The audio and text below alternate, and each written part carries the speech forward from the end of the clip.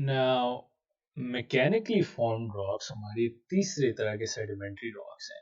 And remember, हम अभी तक सेडिमेंट्री रॉक्स की बात कर रहे हैं, तो मीनिंग ये जितने भी तीनों टाइप्स ऑफ सेडिमेंट्री रॉक्स के बारे में हमने बात की है, वो सारे के सारे रॉक्स बेसिकली जो उनका प्रिंसिपल है, कॉन्सेप्ट है उनका फॉर्म होने का, बनने का, वो यही है कि वो एक दूसरे के ऊपर इकट्ठा होकर बनती है और उस जोर की मदद से, पानी की मदद से और गर्मी की मदद से पत्थर में तब्दील हो जाते हैं बहुत सालों बाद।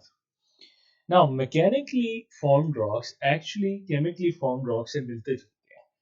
Now, chemically formed rocks में बात ये हुई थी कि जो पानी होता है वो जज्ब कर लेता है पत्थरों को तोड़ के अपने अंदर, और फिर वही पानी कहीं आगे जाके जब सूखता है तो उससे एक नया तरह का पत्थर बन जाता है जब वो सूख के पाउडर की शक्ल इख्तियार करता है।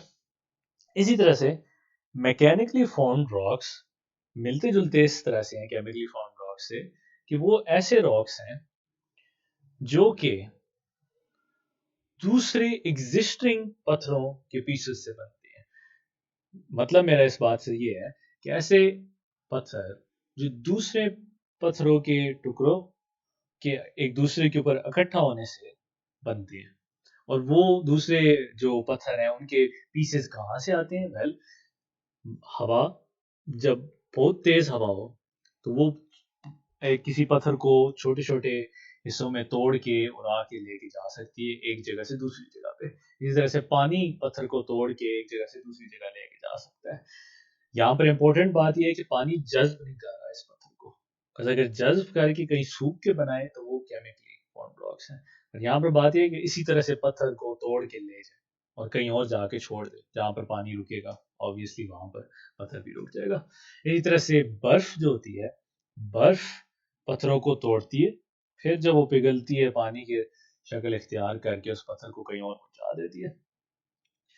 तो एनीवेज, जब बहुत सारे पत्थर टूट के डिफरेंट जगहों से पहुंच के एक ही जगह पे एक दूसरे के ऊपर इकट्ठा होते जाते हैं, तो उस जोर से, उस गर्मी से, उस पानी से, इन तीनों चीजों के मिक्स होने से बहुत साल बाद क्या होता है कि वो एक नया पत्थर बन जाता है, एक मिल के एक दूसरे के साथ।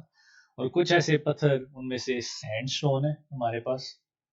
सैंडस्टोन बिल्डिंग्स में इस्तेमाल होता है बहुत सारी जगहों पे। वो कुछ इस तरह से दिखता है। इसी तरह से हमारे पास शेल है। शेल एक्चुअली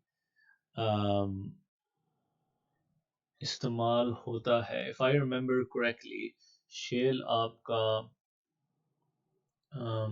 आग जलाने में भी इस्तेमाल होता है। सो बहुत टाइम पहले लोग इस पत्थर को इस्तेमाल करते थे एक दूसरे को रगड़ के आग जलाने के लिए, और इसके लिए इसके साथ से हथियार भी बनाया करते थे। Then we have some other things, बेरिशिया को, ये सारे के सारे जितने भी पत्थर हैं ये बने दूसरे बहुत सारे पत्थरों के एक दूसरे के ऊपर इकट्ठा होने से हैं। और इवेंचुअली क्या हुआ कि ये पत्थर मिल के एक नया पत्थर बन गए दब दब के।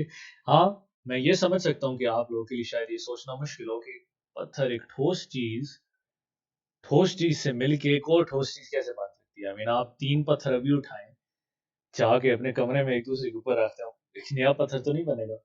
पर आपको साथ ये भी सोचना है कि जब बेशुमार पत्थर एक दूसरे के ऊपर पड़े रहेंगे और उनके ऊपर बारिश होगी, पानी गिरेगा, गर्मी होगी, जमीन के अंदर दफनाए जाएंगे, तो बेशक कोई चीज जितनी मर्जी स्ट्रांग हो, जितनी मर्जी ठोस हो, वो टूट टूट के दूसरी चीज के साथ जज्ब होके एक मिल के एक नई चीज बन जाएगी, एक नया पत्थर बन जाएगा।